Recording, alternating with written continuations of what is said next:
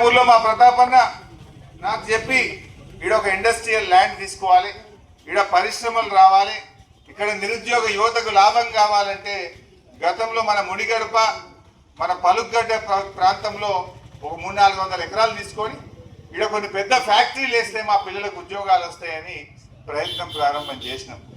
అదృష్టం బాగాలేక మన గవర్నమెంట్ పోయింది.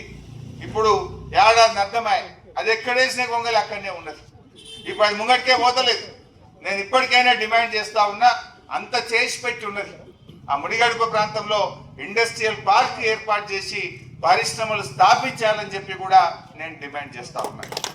అదే మీరు చేసిండ్రు, మీరు చేయకపోయినా 3 ఏళ్ల తర్వాత వచ్చేది మళ్ళీ గులాబీ జెండానే, మళ్ళీ కేసీఆరే వస్తాడు.